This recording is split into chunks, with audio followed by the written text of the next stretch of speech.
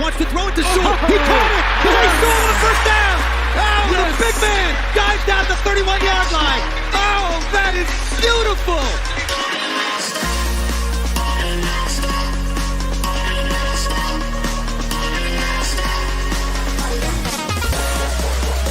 Fields looking, pressured, hit from behind, taken down. Aiden Hutchinson got him.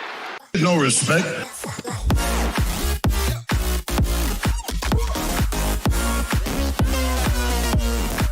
So, we look like we're ready. This is day one.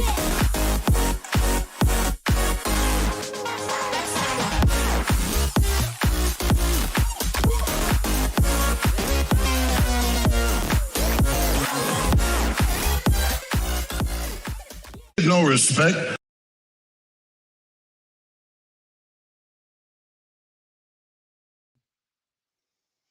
Hey, what's happening, everybody? It's Will with Rocked On Detroit Lions. Apologize, man. I've got a little technical difficulty going on right now.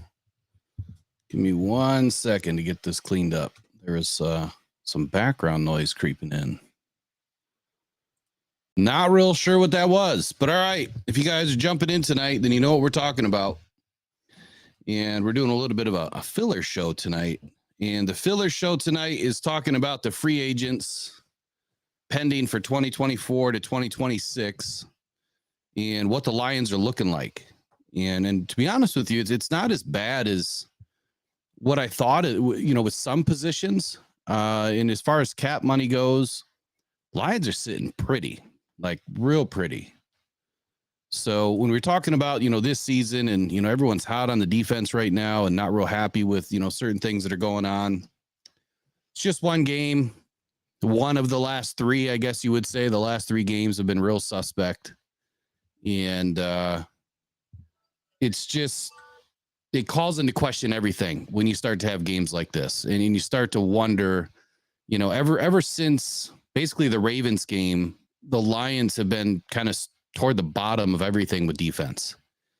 And that's why tonight I wanted to talk about cornerbacks and defensive line and the pending free agency that we're going to be looking at next season. And I think it makes the most sense because those are probably two of the biggest areas that are in need right now, number one. And number two, when you look at the list that I've compiled, they are probably the largest areas of loss that we're potentially going to be having in 2024. So let me get the chat opened. Lauren McQuaig, hey, how you doing? Thanks for jumping in tonight. Nice to see you in. So Andy's off tonight. Andy's doing family things for Christmas. I'm home alone, so I get to do this tonight. All right, I'm going to pop this up on the screen. We're just going to jump right into it. So let me get to the first slide here. What we're going to talk about is, one, you've got three different classes of free agents, right? You have restricted free agents, exclusive rights free agents, and undrafted free agents. You've also got unrestricted free agents, I guess you would say. Restricted free agents, or RFAs, are players with 3 years of NFL experience. The restricted free agent markets are typically limited by 3 different tender options. And I've got a little graph. I can show you that too, right here. So the 2024 projected RFA tenders, the Lions will be looking at a first round grade of just over 6.8 million. So let's say they were to tender Jerry Jacobs, because he is a restricted free agent this season or next season. Then someone would have to pay the Lions a first round draft pick and offer him more than 6.8 million. I'm not saying the Lions would do that, but I think you'll be shocked to hear what some of these sites are projecting his salary to be worth in 2024. It's insane. Exclusive rights free agents. We have a handful of those. Players with less than 3 years of NFL experience and an expiring contract. Now, this one's a little different to me only because what I've seen happen with some of the Lions contracts, it's, they either go undrafted, they get signed, then their contract's terminated, they're let go, and then they're re-signed again to the practice squad, and now they're on an active contract. There's a lot of movement. And there, it's hard to track all the movement. And there's two sites that pretty much everybody uses. You got SpoTrack and Over the Cap. And I don't think either of them are really on pace with all of the movements, but that's the information that we have. If there's other sites that you know about, kindly share it. But those are the only two that I know that have any sort of validity to them, that are fairly accurate. And that's where I'm grabbing a lot of my information tonight. So with the exclusive rights free agents, teams can offer these players 1-year contracts, usually for league minimum, which we've seen quite a bit with the Lions. They have had a lot of players on 1-year deals, 1-year prove it deals, and then also 1-year deals at league minimum for, their veteran minimum, if they've been in the league, longer than a few seasons. And then you have the undrafted free agents. Typically they sign for the league's minimum salary. I don't know if this is $750K is this year. This is just what was pulled off, from online. I think it's a little higher than that now. But still, hey, that's a nice payday. $750,000 to suit up and really never play. Must be nice, man. But that takes a lot of work. I'm not going to take anything away from these guys. That takes a ton of work, ton of dedication. You're talking 14 years of these guys' lives that they've dedicated to one thing ever since Pee Wee ball. So the legend that I've created and what you're going to see next is the red means it's an immediate need. That would be 2024. The yellow is a little bit of caution, a concern, right? Like we know it's coming soon. It's not quite next season, but we should probably look at 2025 too when we're thinking of what are we going to look at in the draft? What are we going to look at in free agency? And of course, when the trade deadline comes around, I think that teams mostly use that to elevate their squad for that season. Brett Holmes, why did you not do anything this year? Well, that's the question everyone's asking, right? And I think that what kind of gets lost in the translation between us and them is we didn't have any money. Now, they could have done something. I'm sure they could have been, very unique with the type of contract they put together. If I remember correctly, the rule states that you can't have more than 50% of a signing bonus attributed to a player's contract. If that's true, then that means with the $3 million-ish that we have in cap space, they could have wrote a $6 million check basically. So $3 million signing bonus, $3 million towards the cap, void year, kick the can down a little bit, just to take the head off the cap a little bit so that it doesn't hurt them all in this season. I think they could have got something done. I'm sure that there's a couple of players on this team that would have been more than willing to make a little bit of room to get something done for this Lions team, to make a bigger push, especially when you're sitting at, 8-1, what teammate wouldn't want your team to be better? And I think that's the question we're still trying to answer is why didn't we? And we'll never know. So now we're looking forward to next season. And like I said, tonight is not about anything more than I'm just kind of looking ahead. This is a filler show just to kind of give us all some insight into what's coming around the corner. Kind of gets us a little bit more excited about having the draft in Detroit next year and maybe, the types of players we would be looking for. But I'm here. Brad Holmes is over there. He's the one that makes the decisions. So this is all just my speculation and let's have a little fun with it, right? So first and foremost, if you remember the red means this is next year, 2024. The players that are, again, this information came from SpoTrack or Over the Cap, or both, as far as when their contracts expire, about how much they make. I round up the snaps, how many snaps they've played roughly, this season, and then their rights. What do the Lions have for rights? So right away, Jalen or Germ, Reeves-Maben, linebacker, he's up next season, and James Houston. The James Houston one kind of throws everybody for a loop because he was, drafted last year, and then he was cut. So once you're cut, you are now a free agent. So his contracts are totally different, compared to others, once you've been cut and brought back to a team. So he's the only exclusive rights free agent that we have on this side of the defense with the linebackers, the line, defensive line, and the edge rushers. I'm expecting that James Houston might come back. I mean, taking the big injury this season really knocked down his value.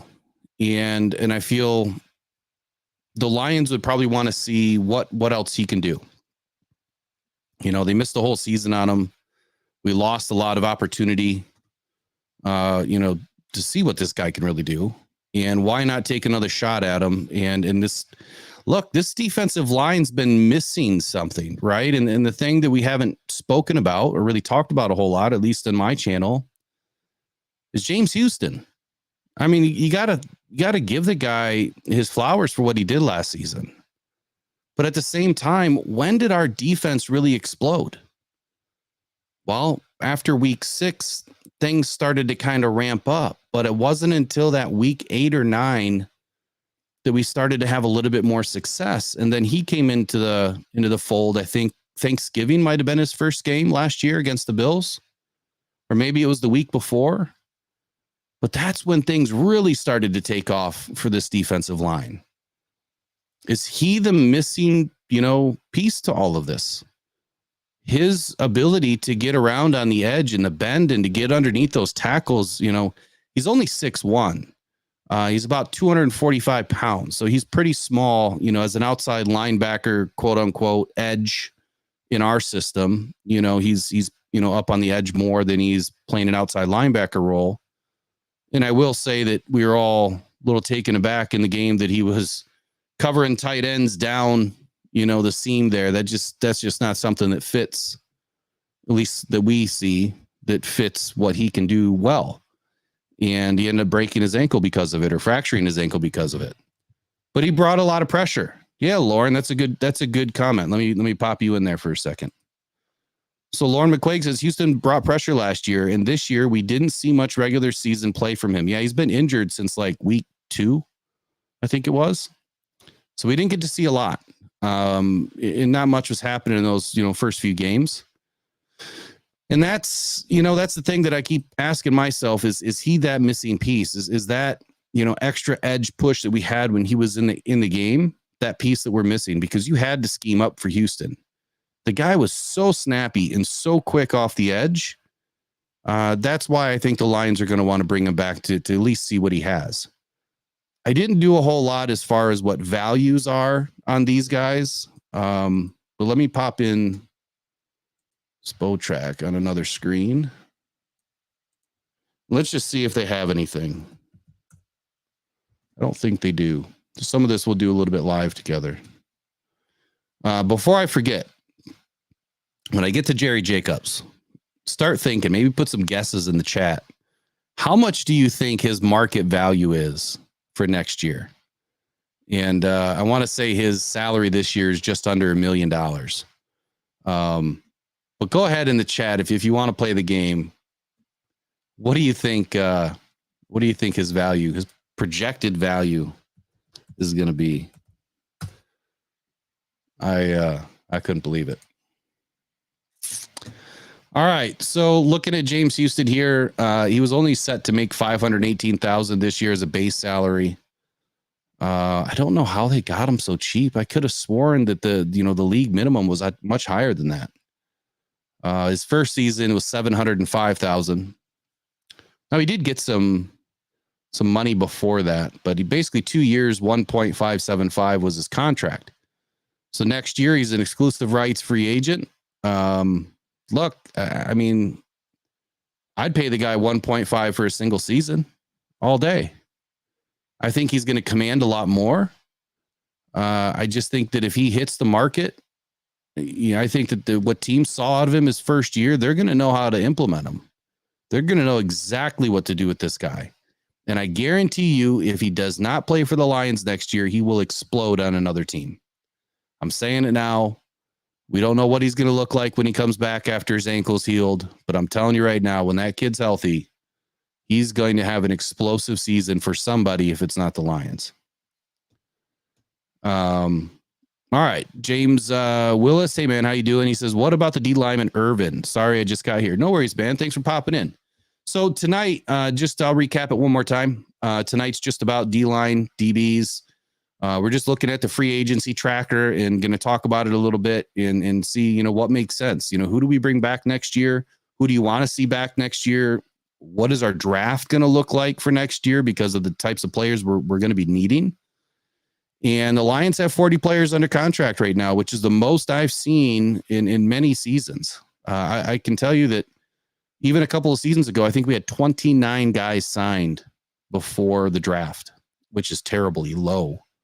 That means you need a lot in free agency. You need a lot of undrafteds, and you need to hit on a lot of your draft and have a lot of draft picks.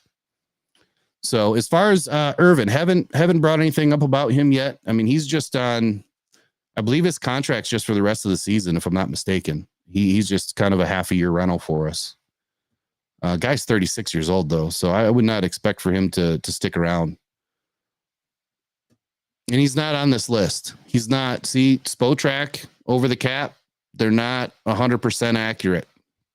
But good, good for catching that one, James, because he's not on my list. But I don't expect him to be back. So thank you for bringing that up. Lauren McQuaig says Jacobs is a depth player. Agreed with Houston. Irvin will suit up for New Orleans. Not sure if he'll be around next year. Yeah, I'm in the same boat with that. All right, so James Houston, look, I expect him to be back. But when I look at this list, here's what's scary to me. We are losing, or we potentially could lose. What is that? Six guys on the D line next season. Maben plays 1% of the snaps, apparently. I don't know if that's totally accurate, but that's what was pulled out today. Maybe I'll look at Pro Reference again while we're doing this today to see if that's changed. But Charles Harris, 42% of the snaps. Romeo Okwara, 23%. Julian, 13%. And Benito Jones, 54%. So we're losing, quite a bit of production. You've got two guys that are playing, roughly half the snaps there. James Houston would have played at least half the snaps. So you got three guys there that we're potentially losing that are a big part of this team. And I guess when I look at it and I look at the next season, which is the yellow, right? So that's what we have for 2025 that would be coming up on contract. We have Barnes and Nowaski. Now, I expect Nowaski to get some time next season. I do. I think that they like this guy a lot. I think he showed a lot this season, and that's why they kept him around. That's why they activated him. They were afraid that he was going to get poached. And we'll see. I mean, the guy, he reminds me of another Jack Campbell, just not as good as Jack Campbell, but same kind of play style.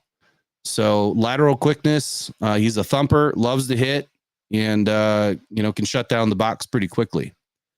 So I expect Trevor to get some opportunities next season. So if that means now we're starting the season off with Barnes, Nowaski, Anzalone, and Malcolm Rodriguez, there's your core four. So if we bring back James Houston, let's say we put him on a 2-year deal. That gets us through 24 and 25. Now we've got 5 linebackers. I believe we kept 6 this season. Correct me if I'm wrong, but I believe we kept 6. So that means we need to find another linebacker somewhere. Maben, I don't believe, is going to be the answer. I doubt that he's going to be coming back. Not for the kind of money that he's going to command or want. I mean, at $1.75 million, if you're playing 1% of the snaps, I don't think that's good production for value, of contract at all. But I don't make those decisions. I just get to talk about them. So does that mean we pick somebody up in free agency? Probably. Or does that mean that we target somebody in the draft? I would say that we're more apt to do it in free agency because Holmes has spent a couple of draft picks on linebackers already. And I feel like he's going to shift to a different sector of this defense. And if you look at what this list looks like, right? Holmes is stacking. And it's something that I call roster roulette. I see him stacking. Every season, he's stacking a positional group so that we know that positional group is good for a couple of seasons at least. And he can move on to another positional group and develop it. we've seen this season that he really attacked the cornerbacks, the backfield, the DBs. We'll just call them the DBs. That's what he attacked, and he really tried to solidify it for this season. But he left us really light for 2024 and 2025 and beyond. We really don't have anybody besides Brian Branch and Tracy Walker, and we'll get to those in just a minute. But I see Holmes likes to stack, and I love that approach.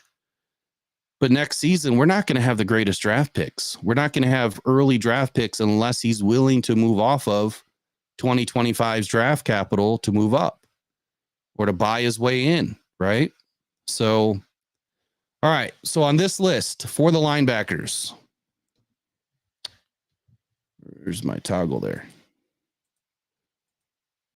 Here's what I'm expecting. I'm expecting for the linebacker position, James Houston, I expect him to come back. Julian Okwara, I'm on the bubble about. I see that the Lions would probably want to keep some people around that know the defense. And this is all assuming that Glenn stays with the Lions or they elevate somebody if Glenn moves on that continues on with the same defense. That's what we're assuming right now. There's too many variables, as you can tell. I would expect that they want to keep some guys around that know the defense and that Julian can at least be a good, role player, a good backup guy.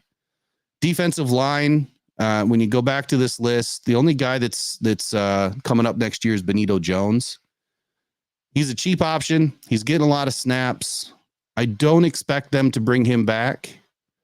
And that's because I'm expecting them to do a lot more in free agency to really ramp up this D-line because it's been hurting us all season so far. So on the goes, I think Maben's gone. I think Romeo's gone simply because they completely renegotiated his contract.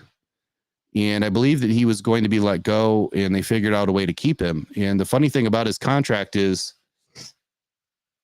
they gave him a $500,000 bonus for every game that he was active this season and knocked his salary down to $2 million. So I believe he was set to make like $11 million or something like that this season.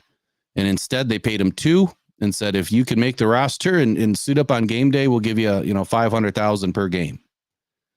So for that reason and that reason alone, I think he's gone. I don't think that they're going to want to bring him back because I don't think he's going to want to come back on a cheap contract. Then again, we don't know what's going on inside this locker room either, if there's any issues. Charles Harris, again, he's somebody that's going to want, big bucks. And I think for that reason, he's gone. But I also feel like between the two of them, what kind of production are we getting out of these guys? Next to nothing this season. Like I said about Benito, I do believe he could stay as a solid backup, but I feel it is doubtful. They brought in Bohanna this year. If they had, believed in Benito a little bit more, would we have really needed Bohanna? Now, I know Bohanna, was brought in to help with the roster because we were getting thin.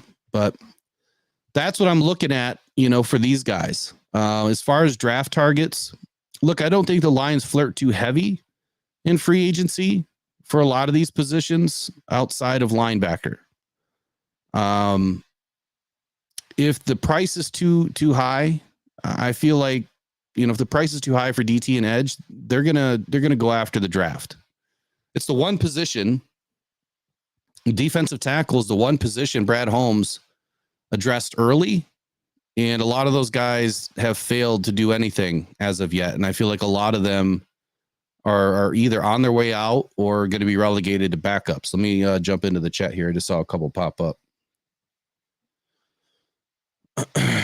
All right, Kevin. Kevin says, what about CJ GJ for another year? I'll get to that in the next slide, Kevin. Stay with me for just a moment. Lawrence says Harris is a bust and an expensive bust. Nowoski should work out. He's quick. We're solid at linebacker. We've been using Houston at edge, but we might develop Houston at linebacker. So Houston is set as an outside linebacker in our scheme, but he is on the edge, in our scheme. He is interchangeable. He's quite light and small to be on the edge consistently. But I think that all depends on who you have on the defensive line, too. If you have bigger defensive tackles that are, dominant, you can put a lighter edge out there like a Houston. Someone that's snappy and twitchy that, kind of gives you a different speed if you will. But I think that's also why I'm a firm believer in flip-flopping your guys a little bit through the game.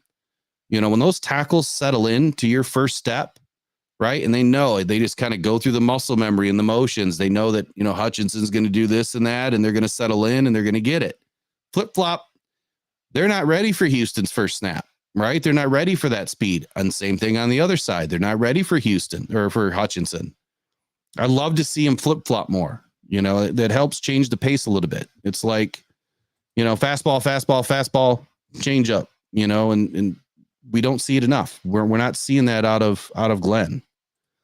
Luke says, I honestly think Charles' performance doesn't call for big pay. It doesn't. You're right. I'm a firm believer in that too. He likes it here. I bet he would take a cut. I hope so. And again, I'm not mad at, these guys needing to stay for depth at all. I just don't want to see them be our main starters because I think we've seen enough. We need some help. We need some bigger, dominant defensive tackles, bigger, dominant defensive edge rushers, something different. Lauren says, I agree. We'll be aggressive with next year's draft for D linemen. I've heard Campbell say we go for the best available in the draft regardless of position, but we're after DT's edge and cornerback. Yeah, I believe that too. And that's the funny thing about, Holmes and in Dan Campbell's method. They make their list. Those are the highest guys on their list, and that's who they're going to target if they're still there. They don't care who else is on the board. And in their opinion, if those are the highest graded guys on the board, it doesn't matter what position, that's what they're taking. Can they afford to do that in their fourth draft? I don't know. Holmes has been awfully good, like super good. I've got no issues with Holmes other than not, trying to do something in this last trade deadline when we desperately needed it. I think Holmes is the best GM we've ever had in my lifetime. And I think he's one of the best in the NFL. I think he really does a great job. So I trust in his process. I just want to see the process work out in this next season. So keep Houston and Maben because Maben is mostly a special teams. The rest underperform. Peter Braley, I thank you for your comment. And let me comment on the special teams thing. So we do keep quite a few guys just because they are on special teams. My question is this. Would you rather waste a position on somebody like Jason Kabinda, I guess is a really good, fit for this. He's a special teamer. He's a fullback. Do you really want to waste the position and the money on a fullback that only gets in special teams and maybe a couple of snaps on the offense? Or would you rather have another guy that can really be dominant and help this team, but maybe he's just your second guy? Maybe he doesn't get in a whole lot. Maybe he's not as good on special teams, but if, in his positional group, he's really great. That's how I look at it. I would never have a fullback on my team. I would never have a long snapper on my team if I could help it. I don't know too many teams that have a center who's also a long snapper, but I would try to find one or make one or find somebody else on the team that can be a long snapper. I just feel like it is such a wasted position. Maybe the NFL will evolve that way. I don't know. Bucky McBad Bat says, give me Josh Allen. Should have been a Lion anyways. All right, let me go back to this here. This list. So in the red, next season, we're losing 2 linebackers potentially, 3 edge guys, which Houston is an edge guy too, and Benito Jones on the defensive line. Where we're safe is in the yellow. Now, this is what we haven't spoken about yet. Aleem McNeil, he ain't going anywhere. Levi Onwuzurike, bust. Hasn't done anything. I would say that it's doubtful that they, keep him around, but at the same time, they might have to. I don't know if he can really play or play that well. That back injury is no joke. I know what fusions are all about, and I'm surprised he's even trying to play. But if he came back and he's healthy and he's not playing well, how much longer are you going to keep the guy? Settle him with an injury settlement. See you later. Bye. Find somebody else. Isaiah Buggs. Well, There is way too much flying around about Isaiah Buggs. He got into an argument with AG. He got in AG's face, issues in the locker room. He's been quote unquote ill like 3 or 4 games this season. I don't see Isaiah Buggs back, even though he has an extra year on his contract. John Kaminsky, love the man. He's everything that we want in a player. He's very smart. He's the epitome of grit. He's just a great overall football player. And when he has the right help next to him, his level of play goes up. When James Houston was in, when both of those guys were in at the same time, man, did they play well together. We didn't see it often, but we did see it at times. I think it was more of like our speed package, is I guess what I would call it. We had Kaminsky and Hutch and Houston in, and Aleem McNeil. And it seemed like those guys really got after it and really produced a lot last season, tail end of last season. So we've got Barnes for next season, Alex Anzalone, Malcolm Rodriguez, Trevor Nowaski, who hasn't played yet, and Aiden Hutchinson and Josh Paschal. John Kaminsky, Isaiah Buggs will be gone more than likely. Levi Onwuzurike will either be gone or injury settled or relegated to a backup position, which he already is a backup position. I mean, the guy has only played in the 10% of the snaps this season. So what this is telling me, though, is that, yeah, we're fine for next season with our depth of who's coming back, but we're not fine because the guys that we have coming back are not playing. And the ones that are playing are not playing a ton, and they're not producing a ton. Aleem McNeil is all on an island by himself right now. He's having a pretty good season for what he's had to deal with. He needs help too. I guess it's kind of hard to put Aleem and Hutch on the same side all the time, but you would think that you would want your best players next to each other to really collapse one side of the line. So I'm expecting that the Lions are going to be edge and defensive tackle, defensive line overall heavy in throughout free agency and in the draft. The only problem is we've got late draft picks. We have late draft picks, and that's because we're having a good season. Right now we're picking north of probably 23, 24. That's not great. And we have a couple 3rd round picks. We have a 1st round pick and a 2nd round pick. That's where we're going to find the best talent for next year. So 4 guys that we know that we can get some, pretty good odds on that they're going to be pretty good players, as long as we don't take injury prone guys that are coming off injury. We can't do that again. No more projects. We got to be project free next season. That's my opinion. Brad Holmes, if you're listening, that's just my opinion, buddy. You're going to do what you want. But man, we're almost there. All right. So let's move on to some cornerbacks. So I'm going to get back to who said I wanted CJ Gardner for next season. Kevin Twyman and Bucky McBad. He says, do you think CJGJ had anything to do with Kirby's meltdown? Great video, by the way. If so, what will affect him re-signing, in your opinion? I don't know. Look, I feel like, to answer this question, I feel like CJ Gardner is one of, like I said in the video, one of the most outwardly spoken individuals. Huge trash talker, right? But what I saw from him on the sideline was him being patient and calm and trying to be a leader, is what I saw. Now, I didn't hear, but that's what I saw. Body language tells you a lot. You learn that in psychology, that, body language tells you a whole lot about people. And I saw good body language from CJ Gardner-Johnson. I did not see good body language from Kirby Joseph. So whether he was trying to take up a teaching moment and just have a conversation with Kirby, I don't know. I don't have the answer to that. But I would expect that CJ Gardner is the type of an individual that is trying to help his teammates out. And here's the funny part about that game. When you look at the stats, Kirby Joseph was the only one that wasn't getting torched. Cam Sutton, Jerry Jacobs, and all of them. They all got torched, except for Kirby Joseph.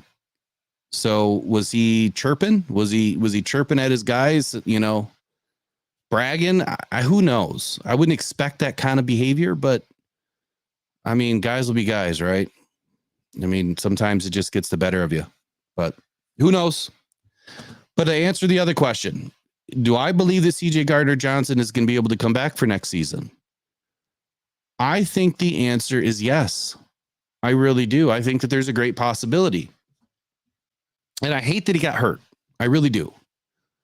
But I think that injury has given the Lions a second shot at CJ Gardner on a pretty low contract, comparable to what we gave him the previous season. And I think it would be highly beneficial that they bring him back because now he's been in the system for a season. Again, let's assume either Aaron Glenn is with us or we've promoted somebody from within the system that's keeping the same type of defense. And if all of that remains true, CJ Gardner would be the best option to go back in there at safety and help lead that group. We still have Tracy Walker around. I'm not sold on Tracy Walker. And he's a big thumper. He's a big hitter. He's a poor tackler. He's suspect in coverage. But it's the best that we have right now. So that's why I feel, and when we'll get to this in a second, that I think the Lions are going to be active again in looking for a safety in a corner. But this is what we're looking at for next season. It's kind of scary. And this is what I was talking about in the beginning of this season, in the springtime on the podcast. I was talking about this exact problem, that if we did not go after a bunch of corners and safeties this year, we had like nobody on the roster for next year. Now, Chase Lucas, I believe Chase was signed through 2025, but he was cut or something throughout this season because now his contract has changed and his contract is up in 2024 and he's an exclusive rights free agent. That's the only good thing that we have going on here. So CJ Gardner, his contract's up. Will Harris, see ya. Bye, Will. I'm not expecting him to stick around. That guy, he plays great one game and a total meltdown the next. I'm not expecting him to stick around for, what should be $3+ million. So let me answer the question too. Jerry Jacobs. What's he making this year? $1 million? Let me double check. Because it says on here $800K. I'm going to check this other site real quick. Yeah. $940K. What do I have? $800K. So this other site says 940. So let's call it $1 million. Jacobs is making $1 million this year. And his expected, according to Spotrac, his expected market value is $11 million. Bye. See ya, Jerry. That's not happening. Ain't no way. I paying Cam Sutton $11 million was a reach. But Cam needs help too. If we don't have a good number two, how's your number one, going to be able to do their job? And that's our biggest problem right now is we do not have complementary players on both sides of the field. You have one side of the field that is totally suspect, and the other side of the field is trying to catch up to the other side because that's where they're targeting the ball. Jacobs got picked apart last year. Yes, that's right, Bucky. 11 mil per season. Insane, right? Let me see if I can find that again. Market value. Oh, right here. Base calculated value. So after adjusting his the above contracts, Rasul Douglas, James Bradbury, Carlton Davis, and Jamel Dean are the four players that Spotrac has used to calculate and adjust what Jerry Jacobs' contract should be 4 years, $46 million. $11 million a year. Yeah, not happening, man. I'll poop a gold nugget before that happens. I promise you. I promise you. No way. All right. So CJ Gardner, I hope he comes back. I mean, that's what I'm expecting. Like I put into the next page here. Look, CJ Gardner, I'm expecting another cheap deal post his injury. His injury may have helped the Lions keep him around for another season. Again, I'm not happy that he got hurt. I would have much rather have had him play in this season. I just feel like there's an opportunity there. We're not talking ACL, right? We're talking a pectoral injury. He should be fine after his rehab. Rushing him back this season would be a mistake, but we'll see what the Lions do. Jerry Jacobs will become the fourth cornerback on the depth chart is what I'm expecting, as long as it's not $11 million a year. After, everybody takes a look at what Jerry's done this season, I don't think that he comes anywhere near $11 million a year. Khalil Dorsey, I think he'll stick around because he serves two purposes. And Chase Lucas hasn't had any production yet since he's been drafted. So I would expect Mosley's obviously gone. I would never expect him to come back, not after 2 ACLs, at least not for the Lions. And again, it's nothing against Mosley. It's just I don't feel like Holmes is going to make that big of a giant risk. Again, Will Harris, no explanation needed on him. And like I said on Chase, no production, maybe a cheap ad for a 1-year deal, more of like roster filler, if you will, instead of bringing in a bunch of, UDFAs. Maybe they'll bring back a couple of guys on cheap contracts for camp competition. And then also, look, the guys are in the system and there's nothing better than having guys in the system. They may not be the best athletes. They may not be the best players, but if they play well within your system, that's all that matters. As long as they know the system, it's better to do that than to bring in a bunch of fresh guys off the street that have to learn everything. Yeah, you're right, buddy. Gajan Dusage, I don't know if I said your name right. I apologize if I didn't, but 11 million would be outrageous for Jerry Jacobs, 100%. I know you're just full of sarcasm, right? Dr. Detroit says we need to keep Harris at all costs. He is on an all-pro trajectory. Yeah. All-pro of what? The porta potties? I mean, my goodness. The guy is terrible. So, I mean, this is the biggest part of our letdown this season. Defensive line and defensive backs. And I'm hoping that the Lions get it right this season. Last year, we really wanted a defensive tackle in the draft. A lot of us did. I don't know what you guys wanted, but a lot of us were talking DT. It wasn't going to be Jalen Carter only because of all the issues that were going on. But you know what? Jalen Carter has made all of us look like fools. And I applaud him for doing that. It's exactly what needed to happen for that kid. I hope that he stays on the straight and narrow, during the offseason. And he continues because, man, that guy's got an awesome career ahead of him. He really does. He just wasn't a great fit, for what, Dan Campbell and Brad Holmes really want to bring into Detroit. And it is what it is. There'll be plenty other defensive tackles in the near future. Yeah, see, that's the problem. Dr. Detroit says the defensive end at pick 25, I don't know. So this past draft, there were a few players that were projected like 3rd, 4th rounders. And I watched them from the very beginning, like from November on of last year. And I said, these guys are going to be good. Kobe Turner was one. And who was the other one? He jumped up into the 1st round. Let me look. Starting to forget things. One second here.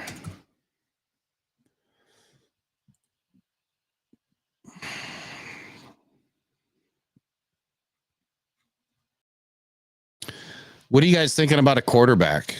I know we're not talking about that really tonight, but I'm curious. I just want to know what you guys are thinking because this is an amazing class for quarterbacks. The one guy I really wanted, and I don't know how he's doing this year, Mozzie Smith. So I did call that the Lions were going to trade out of their first pick and possibly their second pick and, gain a few extra first round picks in doing so. And they really didn't do as well as I thought that they should have. But I really wanted Mozzie Smith because the guy is just a freak. He's a road grader. And I know that he would need, just a little bit of time. But man, him next to Aiden, and they've already played next to each other. I really thought that was going to be the pick that they were going to go for, and they didn't. And he went right where I said he would. I said he'd go between 26 and 30, and he went at 26. Miles Murphy went at 28. I don't think he's having the greatest of seasons. I could be wrong. I have not watched that team a whole lot this season. Let's see. Who else went after 25? Brian Brissy. He went at 29. The best linebacker or edge guy that I liked, Nolan Smith. I don't know how he's doing with the Eagles, but, so there's options, there's options. But let me find this other guy. Why can't I think of his name? Comes from a little school too.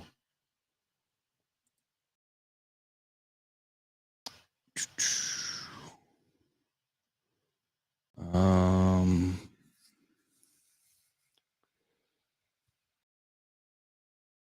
on, where is it?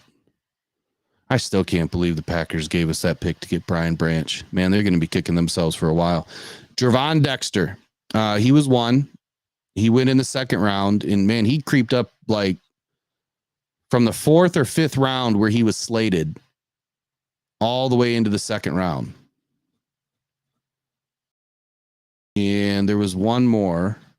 There was Kobe Turner that was kind of late, I think, in the third. Byron Young, he went in the third. Kobe Turner went to the Los Angeles Rams at pick 89. There was one more. I don't know where it is. But anyway, there's options is what I'm telling you. There's options. I feel like people get too tied into, the big schools and the big names and only the first round. And they kind of overshoot the moon, right? Not looking at some of these other guys. And in the way I look at it is, that some of those products are going to be really expensive in their second contract. So why not, try to get somebody that's going to be really good for you, that's off the radar, that fits everything that you need. It's got good size. I don't think Broderick Martin was that guy yet. He's going to have to show us a lot. But somebody, just like Broderick Martin, who's way off everybody's radar. Byron Young, Gervon Dexter. Gervon Dexter was slated to go in the fifth round. And when you watched his tape and compared it to, any of the guys, Will Anderson or any of them, I didn't see much difference between them. Obviously, Will Anderson, much better athlete, much better player. But when it came to production and what he was doing on the field and how he was able to command the offensive line and do pretty much whatever he wanted, he was nasty. And that's exactly what I was looking for the Lions to add. And they didn't. And I don't know why I can't believe that every single one of those guys had major character issues. I can't believe it. So I'm hoping that we're going to have an opportunity in this next draft, because I don't know if it's going to be as deep in the defensive, line front or edge or linebackers as it was this last, draft. We'll have to see. I'm going to jump into the chat. I'm missing a few. I apologize.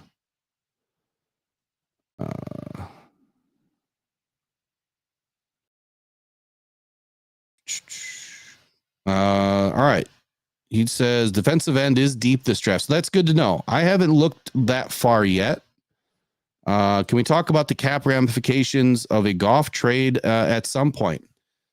A Goff trade? I don't think Goff's going to get traded. I think he'll get extended. And I did speak to it a few times, but I'll be more than happy to do it again. And And I guess I could throw in a, potential trade in there. I just don't believe that he's going to get traded. I know that everyone's all up on him right now because he had a bad game. But look, our offensive line got thrashed. I mean, I've never seen Penei Sewell get thrown around like he did in that game. And when your offensive line is number one, number two at the very least in the league, and they're getting their butts kicked like they were, you can't expect Goff to have a good game. He is not a mobile. I mean, he's mobile, but he's not a dual threat type quarterback. He can evade, he can get out of the pocket, but he had no time to throw at all. And Jordan Love had more than 3 seconds on average that whole game. That's an eternity. If you're not getting home in 2.5 seconds, maybe 2.7 seconds, that ball's gone, it's completed, or the quarterback's gone. And that they just can't allow that. So we need some speed and we need some, brute force up in this defensive line. Steve K says, just looking at prospects, Chop Robinson on the edge, Penn State. Looks like he might be available when the Lions are picking in the first. He must be a late first rounder, I would expect, Steve. And look, Brad Holmes has great relationships. I do not put it past Brad Holmes to do something to move up. He makes a lot of trades. Kevin Twyman says, no, we are good right now as far as quarterback. We need help on the D-line and edge. And I think that's, a hard sell to some fans too. It's, everyone wants the quarterback to be the best, brightest, shiniest piece. And you really don't need it to. You got to remember that there is 21 other starters on that field. And there is more value in building everybody but the quarterback.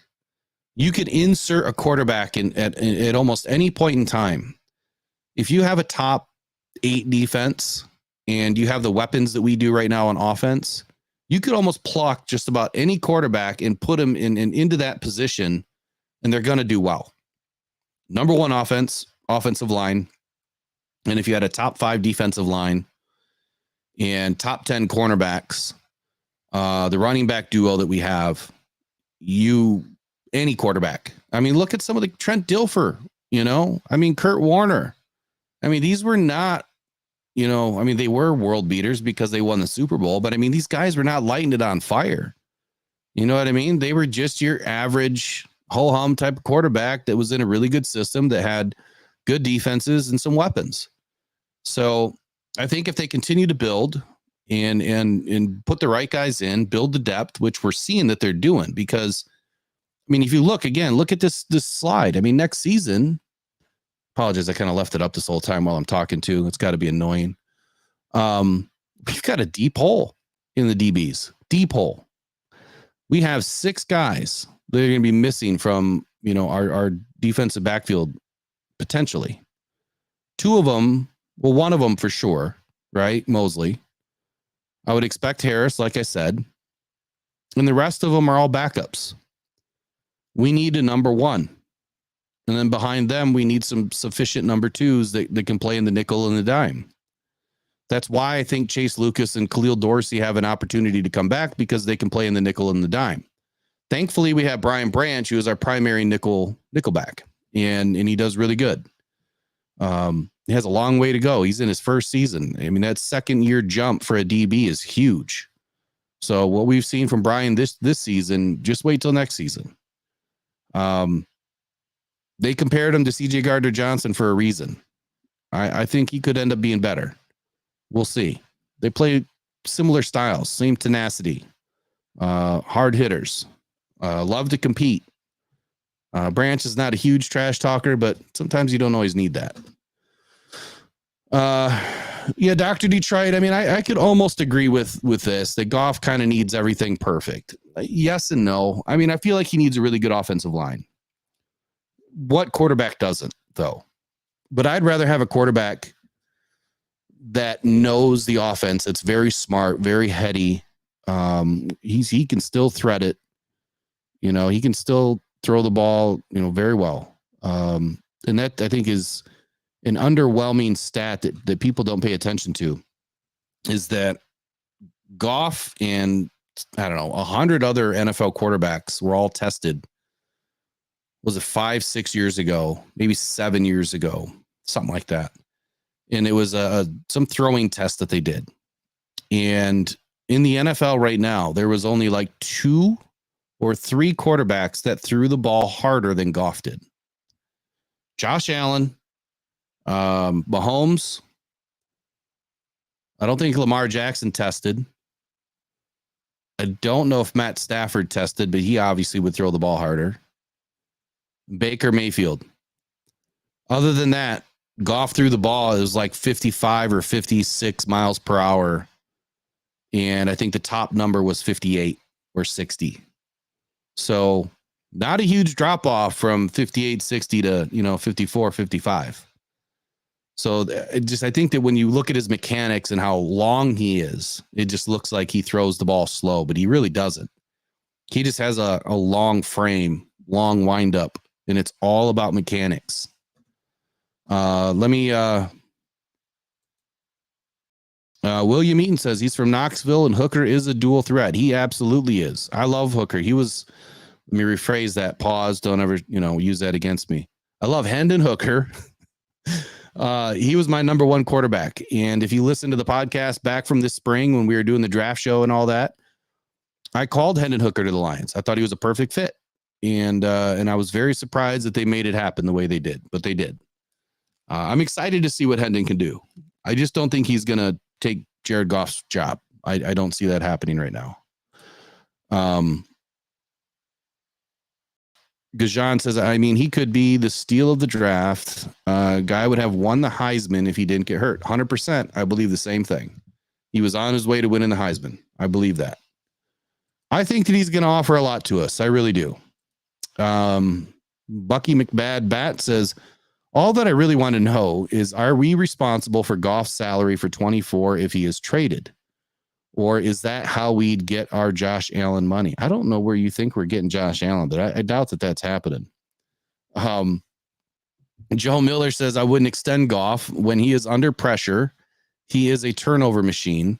He is not a playmaker. You're not going to change my mind on Goff. The Rams got rid of him for a reason, and then they won the Super Bowl. Let me dissect this one a little bit, Joe. I appreciate that I'll never change your mind on Goff, but let me tell you a couple of things here about Mr. Goff. Under 2.4 seconds, Goff is the most accurate quarterback in the NFL. That's a stat. It's a fact. Under pressure, he was one of the most consistent quarterbacks in the NFL, and that came out this year. The Rams got rid of him because McVay's an idiot. He started crap with Goff and then traded him without even talking to the guy, but they brought in Stafford. Look, Stafford is no different than Goff, right? You come in, you get all these stats. You don't go to any playoff games, or you go to a couple. You don't win a lot of games, and then you go to a team and win a Super Bowl that just loaded its roster. They brought in Von Miller, Jalen Ramsey.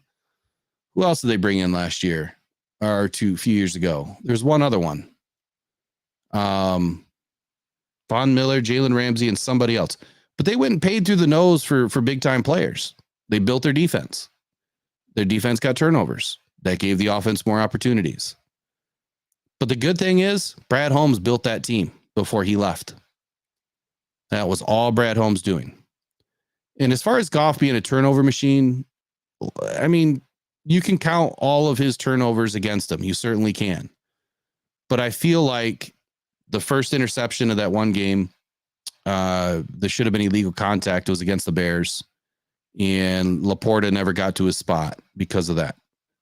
Is it really on Goff, or was there illegal contact on the defense that wasn't called? The next two, totally on Goff. The fumbles, I don't believe that one really was a fumble while I was in the stands, or while I was in the game, but when we saw it afterwards, it definitely looked like it was a fumble. But that's more of the offensive line's fault, where he's getting pressured to the point where he has to escape. And when you're under that much pressure, more than 57% of the snaps, he was under immense pressure. He had zero time.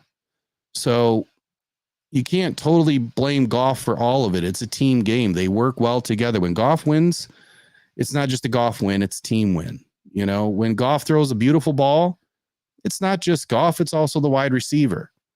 When, you know, the dynamic duo that we have for running backs, you know, make a great play and get out of the backfield. And look, we don't know how many times Goff changed that play at the line. We don't know if he audibled and put him in the right, you know, protection and put him in the right zone blocking scheme, or, you know, changing it from an outside zone to an inside zone. We have no idea. But I can tell you that on Montgomery's 75-yard run, Goff changed that play. Now, there's been some other people saying that, well, what's his name was in his ears, Ben Johnson.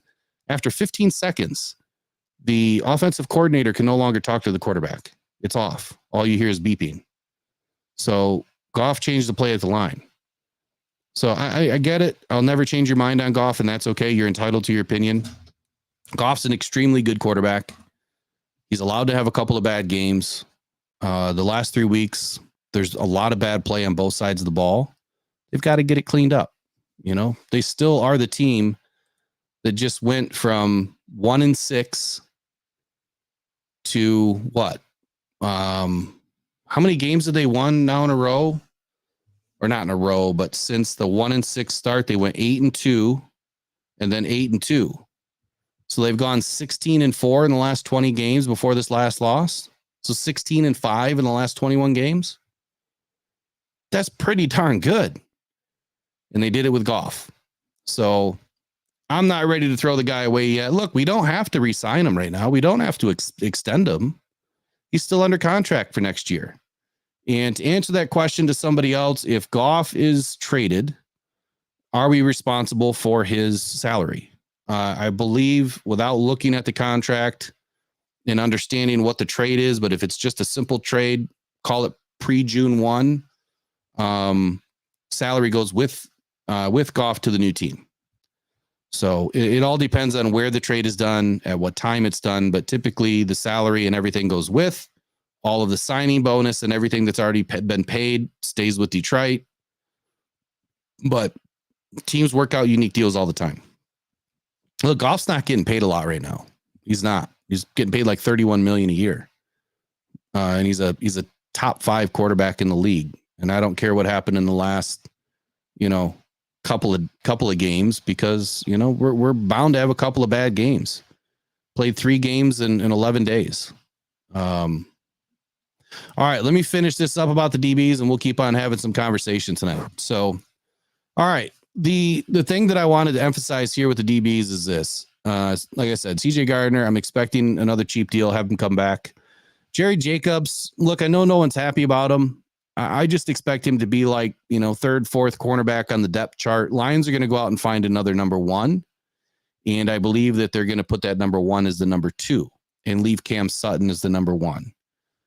Which would be smart. I mean, would you rather see a true number 1 playing in a number 2 role where they don't have to have that first year, you know, in the lights, you know, having to really figure it all out in year 1? I mean, that's the worst season for any cornerback. Number 1, you're coming out of college. So you've got like no time in between. You know, you're going from college to the combine to mini camps, you know, and all that. You have 0 time, no rest. It is a gauntlet for rookies. If you can take a rookie cornerback and not start him the first year as the number 1, that's your best shot.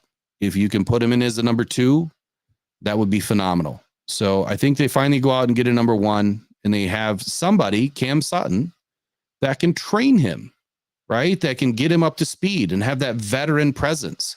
Jeff Okudah never had that. He never had the veteran presence behind him to get better at his craft. He was kind of left on an island by himself to be that guy. And we saw what happened. He turned into nothing. He had maybe a half of a good season while he was in Detroit. So, and he was always injured. But we get a number 1 this year. He slides in at number 2. Cam Sutton stays at 1. Jerry Jacobs might stick around in a 3rd or 4th, you know, cornerback slot for depth, you know, definitely in our dime. I don't mind Jerry in a non-starting role where he has to, you know, be the guy. I think as a second, third, fourth tier guy, I think he's much better, man. I'm missing a ton of chats in here. All right. Goff reminds me of Brady in some respects. I don't know if I'd go that far, Lauren. I like Goff. He's been good for the Lions. You're right. It's a team problem, not Goff. I mean, everyone's, at blame to a certain degree. So I'd like to know from you guys, do you know anybody yet in the 2024 draft that you'd love to have? Somebody that you would love to put in, in as our DBs are getting thin. And I guess when we look at this slide a little bit more, the year after next, we only have Tracy Walker and Ifeatu Melifonwu and Kirby Joseph and Brian Branch and Cam Sutton and Stephen Gilmore, who has yet to do anything. That's it. That's all we have for the long haul. So like I said before with the defensive line, this is going to be another season where Brad Holmes is going to have to stack and play this Russian roulette. And let me explain Russian roulette real quick. Not Russian roulette, roster roulette. Sorry. Roster roulette for a second. The way I look at it, and I'm going to do a whole breakdown of this in the off season when I actually have time to do it, because it's probably going to take a month of compiling everything. The way I look at it is, let's say you took Aiden Hutchinson in 2022, and that in 2026, you've got to pick up his 22, 23, 24, 25. So in 25, you got to pick up his fifth year option. You'll probably pick up his fifth year option, right? When do you think you would want to add another number one defensive end? So it's already 2023, probably 2024. Right? Because then you've got that 2-year buffer or 3-year buffer between when you're going to need to pay out another big time contract. So you start this roulette thing that I talk about is you draft them in stages so that you're always putting in a number one behind another number one, so that if you don't like the first one that you drafted, you don't have to pay him. He can walk. You've got another number one already in play. He's just on the other side of the field. And then you draft another one. So it's in a rotation, if you will. Like every few seasons, you have to draft a number one at a certain position. But here's the other scary thing for next season. We need some offensive line help. And I haven't even talked about that yet, and I'm not going to do that tonight. That's going to be in another video. But just from these two slides, DBs and D-line, we have 12 holes. Right? All in the red is next season. You have 6 on the line and you have 6 in the defensive backfield. All big holes. That's 12 big holes we got to fill next season. So we fill all of them, we'll have 52 under contract. We're almost to a full squad. And then you're going to add your 7 draft picks. You're at 59. So the Lions have a long way to go, and it's going to be interesting to see what happens, because we need an offensive guard next season, which I guess you could get in the 3rd round, but we need another number one, right? We need another, guard / center, because Frank Ragnow is becoming an injury concern. We just don't know when he's going to go down, and that foot is not it's not healable, if you will, for lack of a better word. All right, I see some answers in here. Who would you like for next season? And we've got Chris Jenkins from U of M. So apprise me of Chris Jenkins. Is he a DB or is he on the line? There was one lineman that I saw this year that I don't watch U of M games, so I don't know who these people are, but there was one lineman that I really liked that played for Michigan. I believe he's a sophomore. Big guy, chased somebody down from Penn State, the running back. Beautiful play. Guy looked like a machine. Josh Newton, cornerback, TCU. All right, we'll have to put him on my list. Watch some tape on him, and that's what we're going to start having some fun with in the offseason, is we're going to do some highlight reviews. We're going to break down some tape on these guys. I'll show you what I do. Not that it's perfect or any better or different than anybody else, but I'll show you what I look for and how I was able to call Devin Witherspoon, who was the 12th rated cornerback in December as the number 1 overall. And I do put all this out there on the shows. Like it's all in the shows that we've done since the spring when we did the draft and I did my mock-ups and everything. I called Devin to be the number 1 overall cornerback, and it was simply by watching his tape and then comparing him to everybody else. The guy can move. I was really hoping we were going to get Devin this year. And if not him, we needed somebody else. But here we are, 2024. Draft in our town. We're going to get it. We're going to get somebody. Burke from OSU and Kool-Aid from Bama. Is his last name really Kool-Aid? It's interesting. So what position is Burke from OSU and Kool-Aid from Bama? As you can tell, I haven't watched a lot of college games this year. Eagles are losing to the Bills today. Wow, that is a wow. But you know what? That helps the Lions. So go Bills. All right, so let me jump back onto the screen here if I can figure out what I did wrong. There we go. Okay, so a little minor talk about what's happened the last couple weeks. I've done a couple of videos about the defense, about Aaron Glenn, about Kirby Joseph and CJ Gardner. Man, there's a lot going on right now, and I think Lions fans have a lot of questions. But I think I want to preface the last few weeks like this. Dan Campbell has said it since forever this season, at least since week 3 or 4, that we were going to go through tough times as fans, as a team. The team was going to go through tough times. It was coming. Happens to every team. There was going to be a bad stretch. And I think we just went through it. And I think that we should be excited about the fact that we only dropped 1 game going through this rough patch where our defense is all over the place. And like I said in one of the videos, it just doesn't make any sense, why the defense is doing what they're doing. Aaron Glenn's got to get it figured out. But I think we should be totally ecstatic about the fact that we're 8-3. It's the best record we've had in since 63 or something like that. We've won 16 out of the last 21 games, whatever that number is. And overall, the team is healthy. We've lost a couple of guys like Vaitai that, to be honest with you, I never expected a lot out of him from the very beginning of the season. I never even expected him to play. But I did expect the Lions to go out and fill that slot with somebody that could play, and they didn't. We just still have too many holes. So to really address the state, right? If this was the state of the Lions address, right, which it's not, but if it was, I would tell you that we're still a half a season ahead of ourselves from an expectation standpoint, from a winnability standpoint, from a health standpoint, from having the right players on the roster standpoint. We're still a half a season away. And that's because we need this 4th draft to be able to field an entire team drafted by Brad Holmes and Dan Campbell. I said this the other day that, if you average 6 players per draft times 4 drafts, that's 24 players. That's almost a full team. Got 25 guys that make up a full roster, full starting roster.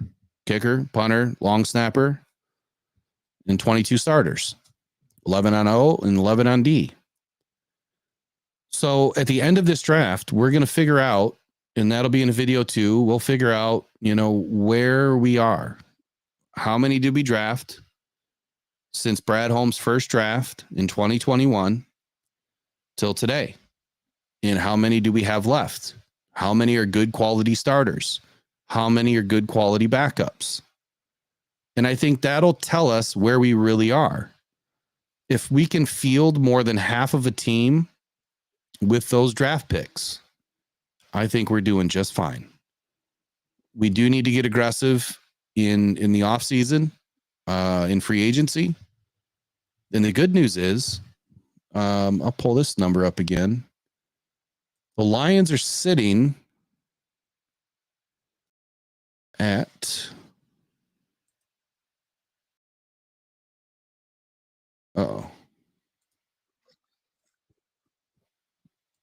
I hate it when commercials try to play. The Lions are sitting. I just want to find this number one time.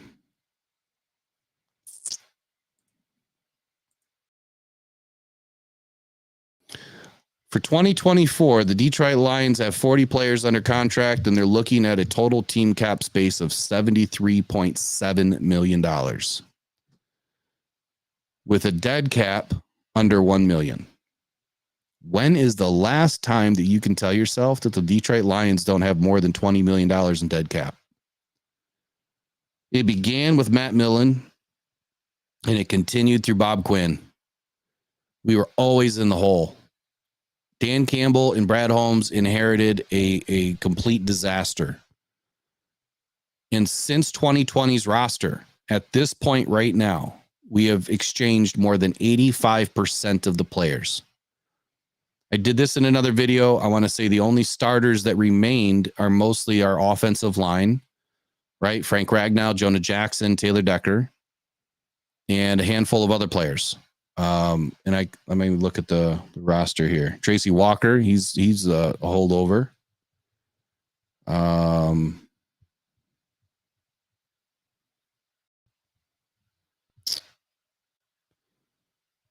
Jack Fox.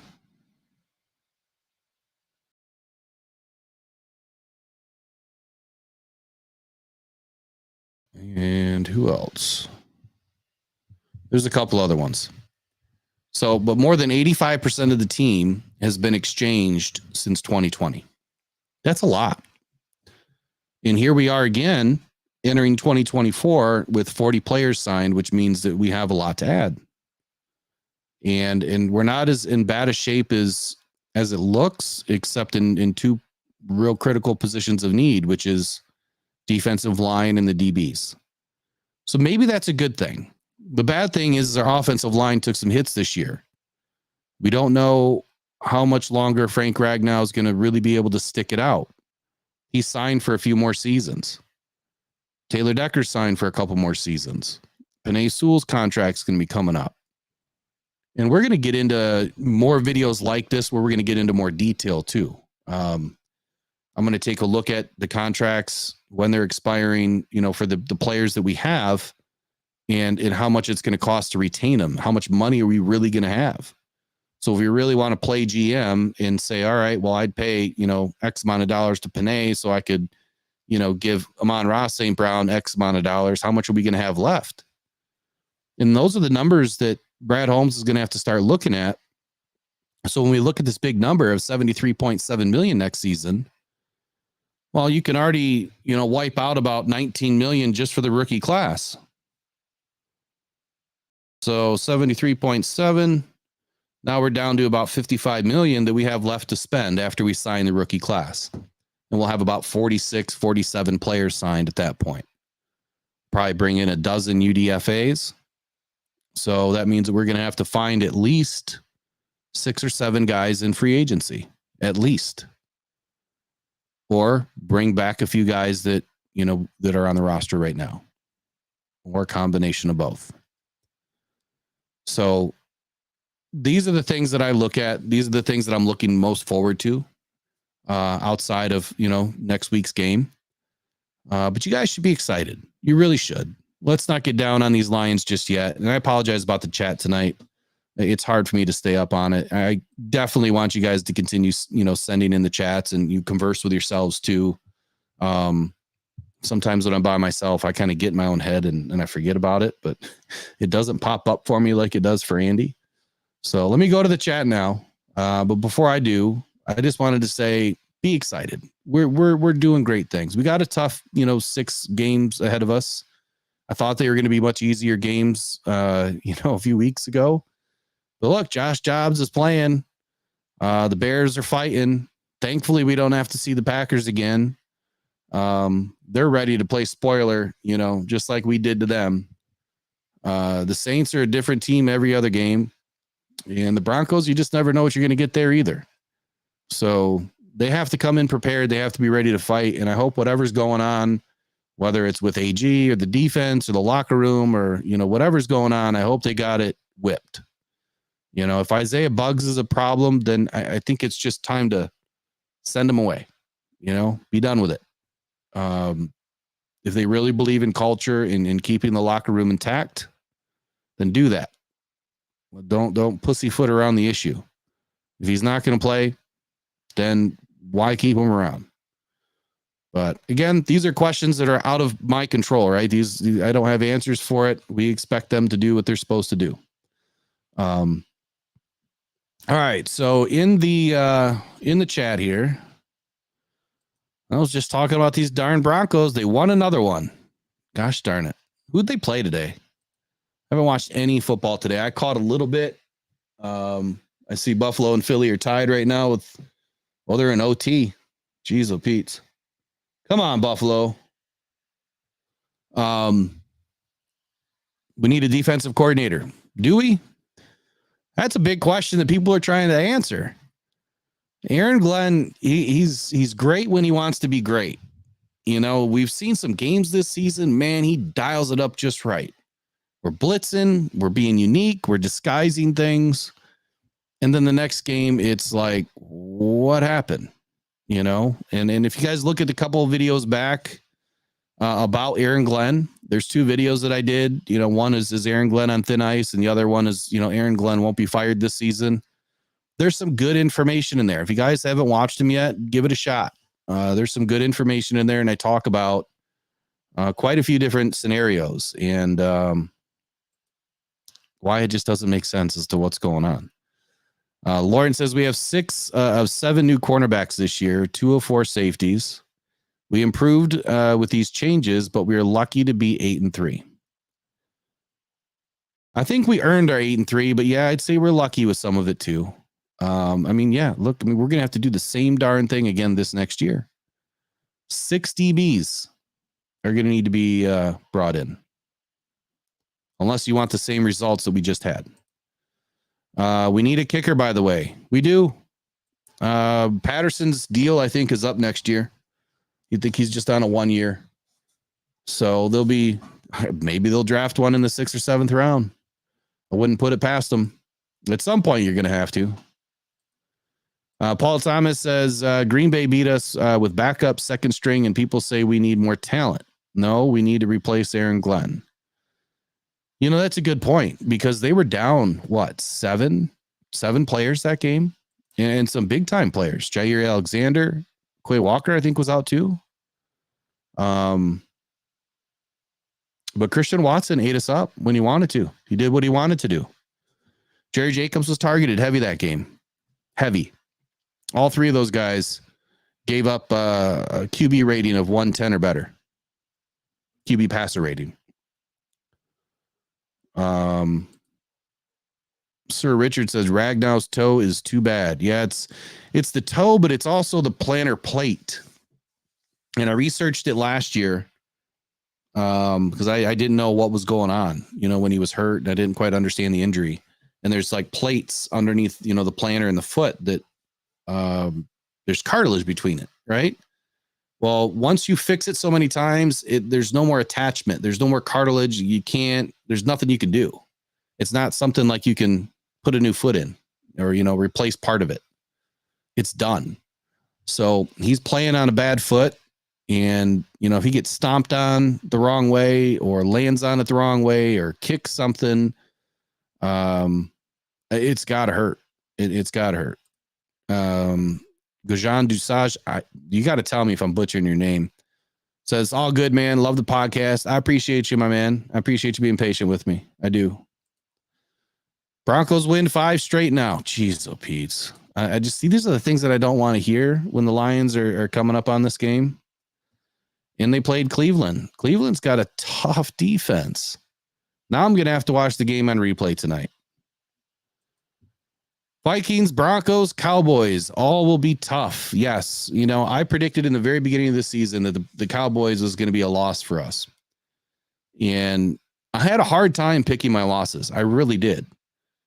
And I initially said we'd be 12-5 and we'd clinch the NFC North And then I thought, well, after like the second or third game, I said, maybe we'll be 15-2 and get the number 1 seed. Well, I don't know if we're going to get the number 1 seed now, but if the Eagles lost or lose this game, that helps us. Buffalo's up 34-31. Sir Richard, I don't know what's unfixable, but I think that anything can be fixable. I really do. I think it just takes the right ingenuity behind it. You know, Aaron Glenn's got to take some risks.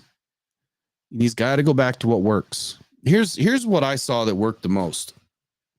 And now I forget which game it was because I don't have my notes in front of me. But when the Lions are playing more in a nickel or even in their 5-4, and they send the DBs behind them, it was against the Falcons. That was the first game. That was the first big game because we had to totally take out their run game. And the Falcons got an incredible run game. And we stood them up, man. We left them at the altar. But Brian Branch had a huge game that day. And that was because they would send Aiden, right? Or whoever was on the right side. Brian Branch was filling the gaps, filling the holes, meeting them down at the line of scrimmage. We haven't really done that again. Not much anyway. But when you want to get after a team, whether they're run heavy or pass heavy, it doesn't really matter. If you go to a 2 deep zone, you're going to get beat up. You're going to leave a lot of things open over the middle. And I don't know why we keep going back to it. How many teams are really going to throw that deep on us? The Packers did it in the very opening because we weren't ready. Wrong defense. They saw something they liked.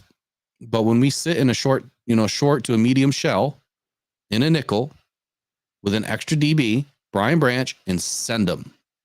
Start sending the DBs and start sending the linebackers. If the defensive ends and the defensive line cannot get home, then they need to focus on shutting down the run and the quarterback only. That's it. Let the linebacker and the DB get after the quarterback and take care of the receivers with the rest of the DBs. Separate the two, right? And I don't know why that we're not doing that more often. We did in the beginning of the season. We had some incredible, games by doing that. And there was some huge plays that came out of it. A lot of TFLs against the Falcons. And then it's like we just went away from it. Here's one in here by Great Lakes State guy, Michigan. Dan Campbell's 4th down on the 23rd cost us any chance of coming back. I blame him as much as anyone for Thursday. Yeah, that game, I said it too. It's 100% on the coaches. And more so on Dan Campbell. In the previous podcast I did on Friday, I gave a little rundown of the what if would have happened. Basically, if you don't do that, and you punt the ball, we got to stop, I think, on the next drive by the Packers. But at the end of the day, if we would have taken the points where we could have taken the points, kicked one field goal, taken the points, not done that fake, we would have been 23-23 and we would have won with the extra point at the end of the game in that last touchdown that we scored. Tight game. Because of one call, ruined the opportunity for us to even eke out a win.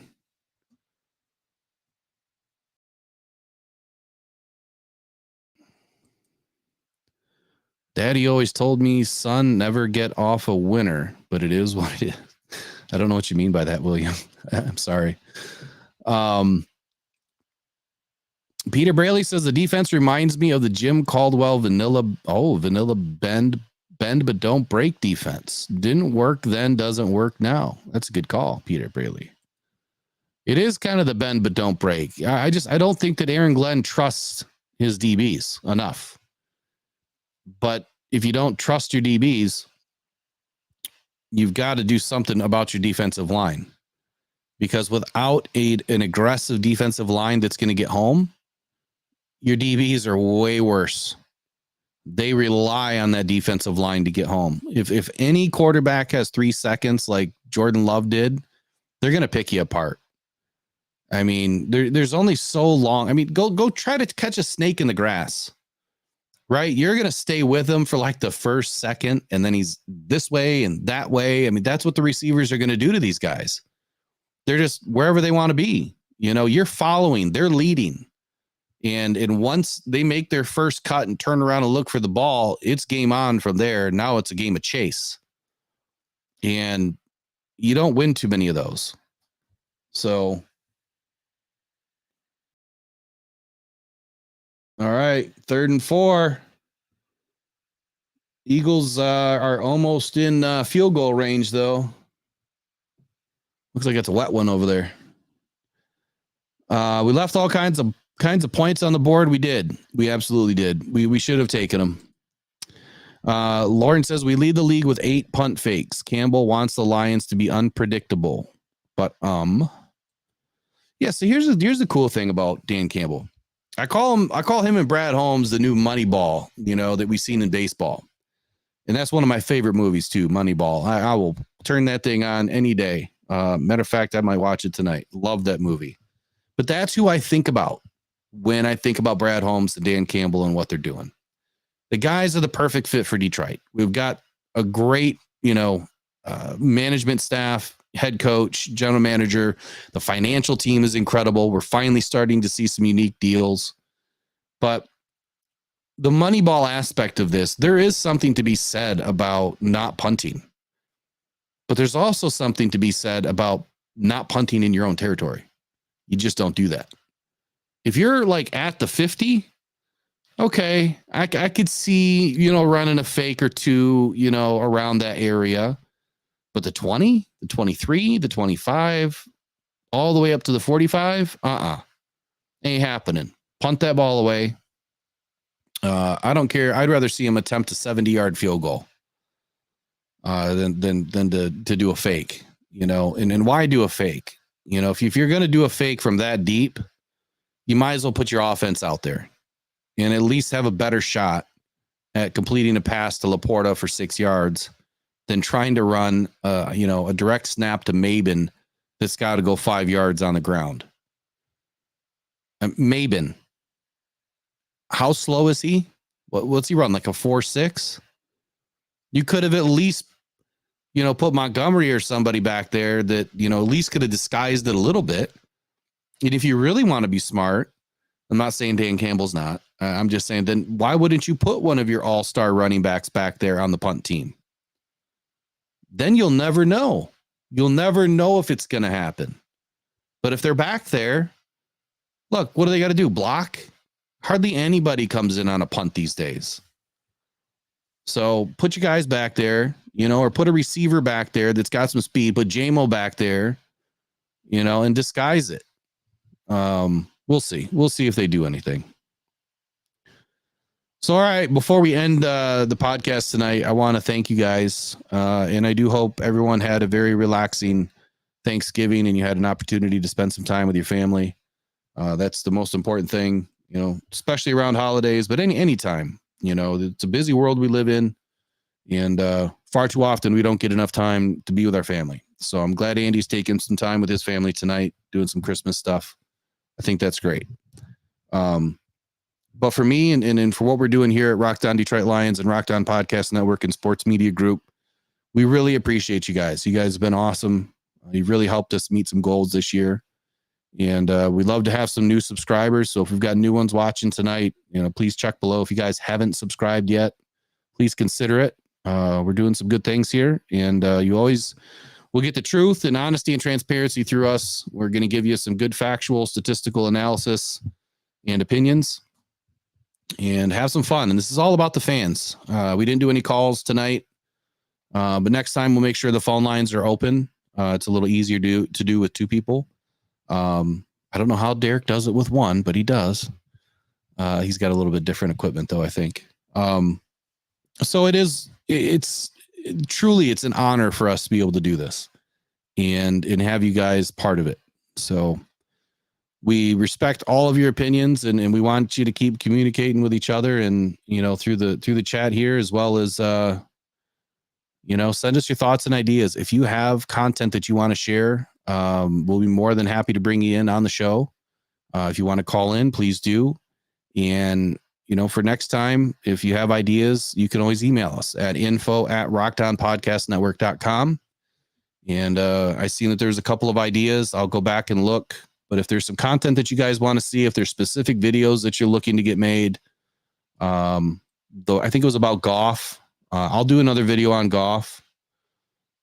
And once this video is done, I'll tag it at the end of this video too. So that's all for tonight. I really appreciate y'all jumping in with me tonight. Hope we all learned something today.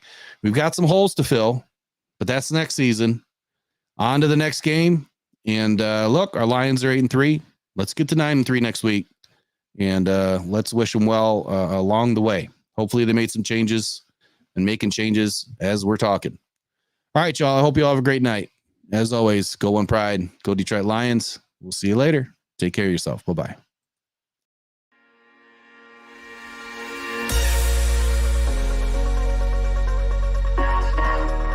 Wants to throw it to Short. He caught it. He's going to first down.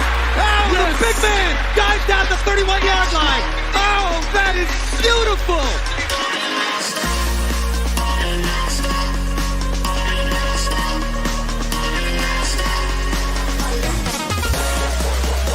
Fields looking pressured, hit from behind, take it down. Aiden Hutchinson got him. No respect.